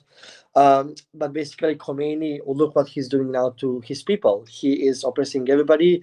There is a hijab police who, if they see a woman without a hijab, they're gonna arrest her. They're gonna beat her up. Hafsa Amini, I think it's Hafsa Amini. She got killed by the Haram police as a tourist in Iran because she was not wearing a hijab. There's a lot of ex-Muslims who are honoring her legacy. I mean, now even in Morocco, Betty Lashgar went to prison because she wore a T-shirt saying "Allah is lesbian." So we have seen this before happening. A lot of people, Persians from Iran, a lot of ex-Muslims are saying, "People wake up. People don't do this." The Red and Black Alliance is definitely not the right answer for us, but.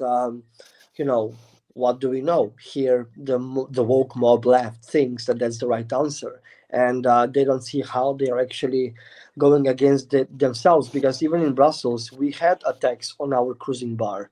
There are pictures about that once I made a comparison. When so the LGBTI center from Macedonia got set on fire by Albanian Muslims, and the same thing is happening now in Brussels in 2025. They have broken the door of the cruising bar, and I said, like, people, this is my story happening in front of our eyes. But people just say, stop fear mongering. Everybody can, their arguments are like, everybody can be homophobic. I was also attacked by a white liberal, no, but by a white Yeah. fascist European right wing, blah blah blah blah blah blah blah blah. And I'm just kind of like, how can you be so ideologically blind? Mm. They're attacking your bars. It's They're very almost impressive what they're able to do. I mean, you probably saw we had Jews murdered at a synagogue from a terrorist, an Islamic terrorist, a few months ago, and a couple of days later, an ex-footballer, Gary Neville, decided to record a TikTok saying that he felt, because of the hate that straight white men are fueling by putting up English flags, this is driving division and then causing these kind of attacks. So it's just like gaslighting, victim blaming for people that are trying to stand up for their culture. Like, yeah, sure, some people that put up the flags will be racist, but the majority are people that are feeling dispossessed of their homeland because their communities are changing, not just from extremism, but I guess like this is something I ask you is like, is it fair for a European country to say, okay, asylum is one thing, but for legal immigration, no more like Pakistan, no more Iran, so, um, but that's what I want. because because what I'm saying is like, fair enough if you can root out extremism. Let's say we do what the UAE does, right? And it's like zero tolerance policy, very strict, very illiberal in that way. That does not change the fact that what were once English towns of people with English culture going to the pub, English way of speaking, English accents, Christianity, Christmas, like everything, dogs, like They're that does not changing. change the fact that we They're, don't want to become they're a changing. town where everyone's in hijab and people are much more socially conservative in that way. Even if they're peaceful, I think Europe has a right to say no, like we're not going to just become that because people are telling us, well, you need to be nice. And I very much feel that, like growing up in Ireland, it was completely homogenous. And now I'm already seeing like an Islamic presence there that was never there when I grew up. But that was just not a thing. There were some black immigrants who were like, who had been born there and they had Irish accents and they were just the same as everyone else, really, like more or less. But I mean, like, is it far right to put our foot down and to put our feet down and say we have a huge problem with these segregated societies and we don't want more of it? So I'm gonna. So I don't have a real answer to that, but I'm gonna try to give any type of answer. First of all, it is not far right to promote patriotism in your country and love for your country. It is not far right, like this is gonna sound very like far right speech, but it is not far right to consider like if you're born white, you're born white. That's it. There is nothing to be like ashamed of or guilty of, because if Islam doesn't feel guilty about the Ottoman Empire and what they did to my country, to my nation, to my people, why should people in the West feel bad for being born in the West? Like that to me, that's insane because that's the door West to is best. no, but like I no, but say. like door, that's the door to Islamism. Kind of like make the Western feel guilty about their past. Like past is in the past. We brought human rights to the world. We are the driving force of the universe, and we have to say that's our role in the world. We are proud about that, and we are gonna raise our flags. And if you want to raise a flag, join us in raising our flag, because why is it okay for them to raise the flag of their country and to say, "But I'm a proud insert nationality," but then suddenly it is not okay for me to say I'm a proud Belgian? I'm gonna say that I'm a proud Belgian because it's the reality. Belgium saved my life. So I don't think it is far right to promote patriotism. I don't think so. I don't. So I'm very like pro asylum, but I maybe talked to a friend. This is just something that I'm kind of like developing inside of my head. I think the categories of what classifies an asylum seeker needs to be adapted, because just saying, "Oh, if there's a war, then you can be an asylum seeker." I mean, first of all, I agree that sometimes, okay, of course, sometimes our countries also buy weapons. They start war there, so that's kind of like I'm aware of that reality. But for me, an asylum seeker is not somebody who just can escape a war, and I will explain to you why do I say that. So when we asked for LGBT asylum seekers to be put in separate shelters, they refused to give us funding, but they gave funding to Ukrainians. I know that what happened there was bad, but I'm just speaking about how if they wanted to they could. So they just gave fundings, they gave rooms, they gave papers, they gave everything to the Ukrainians came into Belgium. But then, so for me, it's kind of like an asylum seeker is one individual who flees persecution because of their government, not because of a war. Because when a government persecutes you, you are not welcome in the country. They don't want you in their country. That's why I'm an asylum seeker, because my country kicked me out because I was gay. It's different if it's war and then people are fighting over a piece of land. In Srebrenica, people died, so and people get displaced. That's different. But an asylum seeker for me is somebody who says, "My country does not like me. It's their people. They love themselves and they keep us outside." And so that's why I need a new country, because I don't have a place to go as an asylum seeker. So for me, I think the solution would be kind of like redefine what classifies as an asylum seeker. For the rest, there has to be legal migration. For the legal migration, there has to be certain criteria. They have to be implemented very strictly. Integration process is a mandatory, and people have to kind of like, if you see that, I don't know why in the UK people have been arrested over absurd statuses, but then somebody can say death to America or death to the UK, and like that's suddenly kind of like okay, like you should go after people like that and say, hey, this is your country. What do you mean death to UK or death to America? Like this is not how you talk to your country. And so there has to be kind of like some sanctions against this sort of like desire for the West to fall. And this includes the woke liberal leftists. We really need to take a stance against this culture, because you know this is not okay. This is not okay to claim that somebody is a fascist because he says that he loves their country. Are you serious? Well, then, I always say Arab nationalism also started in the Middle East after they also were conquered by Ottoman Empire. So how come that is okay, but this is not okay? It's a double standard and it's not consistent. You have to be consistent in your morals and values. So, if you can be proud I to mean, be they can understand the concept of Palestinians wanting a homeland, but then they think the English are not entitled to that, but also that they have to give it away, and they also, I mean, it's a complicated argument, but they, there's a debate, kind of ongoing online debate, mainly going on about what is English, and No, no, it seems to me that, if you're of Pakistani heritage born in the UK, you can say you're a British Pakistani or whatever. So you're allowed to refer to your race and your ancestry, but then when it comes to English people, there's no such thing as their ethnicity or their ancestry, and it's just not true. Like, we have all, it's the same as, I'm sure you realize, propaganda. I mean, I'm not anti-immigration, but when people say that the UK was built on the backs of immigrants, it's just simply false. You know what I mean? I false. don't know what that was. It is false. I know a lot of the history also of Belgium and Congo, and I get it. But I always say, people, at one moment, everybody colonized everybody.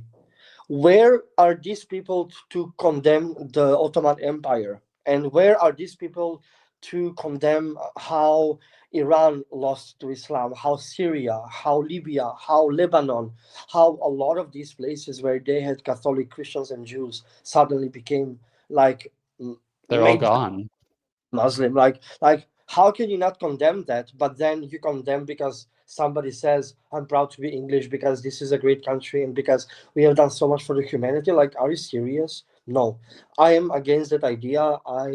I'm proud to be Belgian. I love this country. I love this city. I love working here. I love existing here. Um, I can sometimes say, "Oh, inflation and yada yada yada," but that's kind of like the normal adult thing. But Are you comfortable with there being a distinction between someone like you who has Belgian nationality and passport and someone who has like Belgian ancestry going back hundreds of years, Of course. But look, I took an oath to become a Belgian. These people were born in Belgium. And saying that does not, it's just the reality. There is nothing ideological behind that. But I always take pride in that because I say, I worked my way up to become a Belgian. It was not granted to me. I was not born as a Belgian. So for me, I take pride in having done the work to allow myself to call myself a Belgian. And when you do that work and that effort, people like you, when they hear us speaking about, I'm proud to be Belgian because it took me a lot of fights and a lot of effort to get where I am, I don't think you're gonna still say, yeah, we still don't want you. It's like, I'm contributing to this country. I am working. Yeah, yeah, yeah. I am giving back. I am doing everything, and I just wasn't born Which here. is really the way the UK was, largely because we brought people in manageable numbers and they kind of had to integrate. Whereas now we have parallel societies, and just the idea that someone could be like not speak English, follow an alien faith, Yeah, not yeah. not even interact with natives, and then but they're also English. Like, I think I have a bit of a nuanced view on this, because I do think there's such a thing as English ethnicity, and I have Irish ethnicity, and yeah, we fall under within the like Caucasian umbrella, whatever. um so, but I mean, I think kind of you can be culturally English if you're born here and you completely adapt to the culture, you have an English accent. And then when it comes to being British, you know, it's a tricky one, because you could be a second generation immigrant and born here, right? So you have a British passport, but you're someone who lives in a parallel society, and then you do something like, rape lots of our English girls, like we've seen with the rape gangs, and have contempt towards Western values. Like, I feel like those kind of situations, we can almost, informally remove their Britishness. Like, I don't always think it's a It's tangible something thing, that might make sense to you, and probably people are going to take this out of context. But not all cultures are the same, and I think it is okay for people to admit that. Some cultures have some customs that are not compatible with Western values, like jihad, like raping minors, like marrying minor children, like having multiple wives. And there's nothing racist or xenophobic about saying that, because the West has still certain values like freedom and liberty, individual liberty and safety for people who share the land and who want what's best for their country. And for me, um, I don't generalize, but people who just simply do that, they should not be uh, set free out of jail, because I see a lot of that happening in the UK under the premise of, oh, but this is Islamophobia and yada yada yada. No, if somebody does something like that, keep him behind the bars. Or, when you're a refugee, if you do something like that, normally in the law they have a right to deport you. But why don't they implement it? Where does this fear come from punishing people who disrespect the law? For me, being a criminal is not something that I identify as a migrant, and I don't think that migrants should be viewed as criminals. So Yeah, people it, who it, it makes things worse for so people people who who've commit such abided by the law, by the rules. crimes, why are they being put on liberty because of some And virtue do telling? you, with what we're seeing now, do you think actually there are more of these men just gaining the system than true asylum seekers? Yes, and I've also seen a lot of people throughout the years when I've guided LGBT asylum seekers trying to fake to be gay in order to get papers. And that's kind of like the reality of what the woke left is not going to tell you.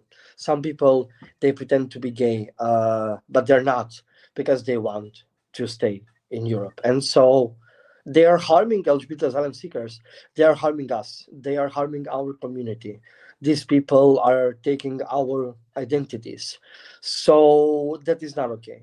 I hate that in every sense of the word, because it's another thing that it has in common with, we have the transgender movement, um, of like males being able to say they're lesbians, and females being able to say they're gay men, and going on Grinder and going to sex parties.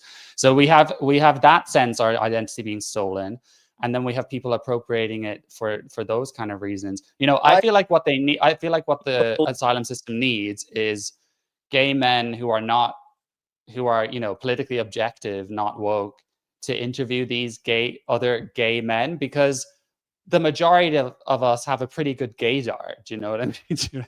And it would be quite. I don't think it would be that hard to figure out the ones that are lying. But then it's like, oh well, what if you make a mistake? And I yeah, don't know. I just think that the whole thing's just crazy. I'm kind of like, the world is a tragic place, yeah, and European countries are so tiny compared to some other places in the world. So like, we can't just take on the burden of the whole world. It's just not possible. You know what I mean? Like, I'm sure. really glad that you, as an individual, that you got asylum. And if I knew other asylum seekers personally, I'd feel the exact same way. But you have to also think pragmatically on a global level. Like, if you keep going down this path, then at some stage your country isn't going to be somewhere where people want to seek asylum, because it's not going to be worth it. Look, not only that I came here, that I got nationality, that I got a job, I also bought an apartment, so I'm paying taxes for that. And I have never benefited from unemployment benefits, because I cannot pay my bills if I do that. So I always work full time, and I can never leave working full time. And so, of course, I'm gonna respect what I do, and and fight for people not mixing me with some other people who are not on my level, because I've worked hard to be able to do that. And so I don't think it is wrong for me to say, if you come here, you don't integrate, you don't learn the language, you don't work, you only receive state funding, and then you're kind of like lost, and then you hate it. I'm sorry, but what are you even doing here? Are you even happy to be here? People have to live where they are happy. If they want Sharia, they can go to a Sharia country. And this is not me saying go back where you came from, but like, are you happy to be here? If you're happy, act like you are. I act like I'm happy in Belgium. Why? Because I do so much for this country, and that doesn't make me like the pick me boy. Because a lot of people are gonna say, "I'm not a pick me. I don't want anybody to pick me. I know what it is to wake up every day and work my way up to be able to now say, enough is enough." Because it's also my country, it's also my safety in question, and we have to gatekeep a lot more. We have to protect ourselves a lot more. We have to take pride in our identities. We have to take pride in our flags. We have to take pride in our values. We are not white supremacists. We are not Nazi. We are not racist. We are none of that. We are great countries with great cultures, with great civilizations, with great histories, who have done great things for humanity and who save people. And that should be known widely. And we welcome newcomers, and we do a lot for newcomers. The West is the best. The West does so much, and people don't appreciate it enough. Nobody appreciates. Yeah. I mean, especially when a lot of Islamic countries won't like they won't take anyone in, but then Yeah. it's like we're the Each evil ones. What I just have one more question for you because I have to finish up. But what are your thoughts on Zoran Mamdani, the new mayor of New York? with all my guts. I think he's a liar. I think he's lying to people. I think he's a con artist. And I think New York is going to realize that maybe too late. And do you think he's like a true believer of Islam, and or do you think he's lying, or do you think he's just kind of one of the woke kinds that I don't think he just has believes in any. everything? I don't think he has any identity. I think he picks the identity that is convenient to him in a certain situation. So he switches. He is a chameleon. He's kind of like, oh, now I am this Hindi boy speaking in Hindi, and then I am this proud New Yorker. Like his wife, or what is that, girlfriend, or his partner, she is a huge anti-Semite. And also, by the way, Islam hates Judaism. Islam hates Jews. They, in the Quran, it says, if you cross a Christian and a Jew, cross the road so that you don't have to face them and say hi to them, because it's a shame to be a Jew. It's a shame to be a Christian. You're better. Islamists, they really think that they are. That's why they call converts reverts. They say, no, no, you were born a Muslim, you left Islam, and you're coming back to the ummah, to the religion, because everybody is Muslim, but they have to realize and be brought back to Islam, and they mean it. They mean it. So, and when you leave Islam as an ex-Muslim and you say, nah, I left Islam, and then they're like, so you were never a Muslim, and it's like, so hang on, are we all born Muslims and then we have to come back to Islam, or not? Because you cannot stand behind that position and then still call people reverts. It doesn't make any logical sense. I But mean, yeah, it's like it's just like when a deed, it's. I feel like this stuff is similar across all cults, and people don't see Islam as a cult because it's like billions of people, right? Across the world. It's like very much a mainstream religion in that sense, how people see it. But I mean, with detransitioners, when they say like I got it wrong and these doctors they fast tracked me, then people say, oh well, you were never really trans. Like that's always the answer, so it's very much sounds like a similar thing. yeah, yeah, yeah. How Well, do you I think we better go on. how do you think we will continue further? Because we reached a point where people are divided and the division is continuing, is growing. People have to take stances, they're being slandered. How do you see this developing? What do you think is going to happen? What do you predict? Well, we're seeing an emergence of right-wing populism across Europe. So you have like the AfD in Germany. You obviously have Poland and Hungary, which have, for quite a while split off and done their own thing. Much harder conversations regarding immigration. I think that, we have the Reform Party in the UK who are talking a good talk.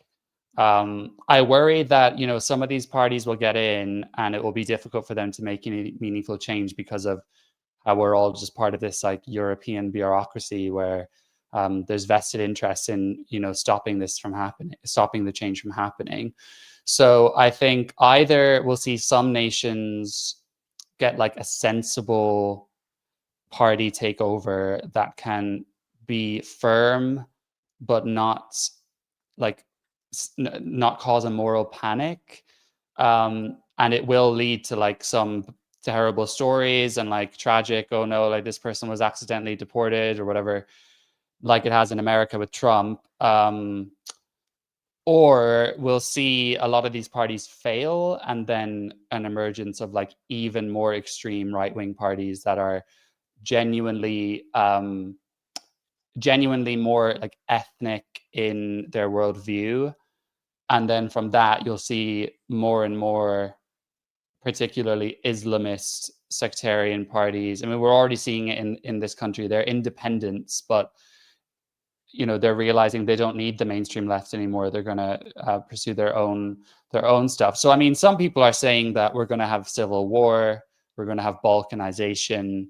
I honestly don't know. I mean, I think the only solution I can see is taking a drastic change of mindset at an institutional level, where people put their foot down and they just have zero tolerance towards any of this shit, and they make everything of their agenda part of patriotism, loving our history, and sort of creating a bit of a hostile environment for those who hate that, and basically encouraging those people to seek alternatives. And so to me, like, that sounds good. And I think that we could be a nation of immigration where people buy into that, because loads of people love English. I mean, I always loved England growing up and I wanted to live here. But I think that if a government does that well, you will see violence from the other side. You'll see resistance from the woke Palestine Islamist factions who, for example, one thing, I know that I'm going on and on here, but when it comes to Islam in this country, there's a few things that I think are just basic that we need to do. We need to ban Sharia courts and enforce that. We need to ban cousin marriage. We need to have a wide-scale expose on the rape gangs and make sure as many people as possible that are tied into that arrested and sent to prison. And those who can be deported. We need to actually investigate mosques and see which ones are spreading extremist rhetoric.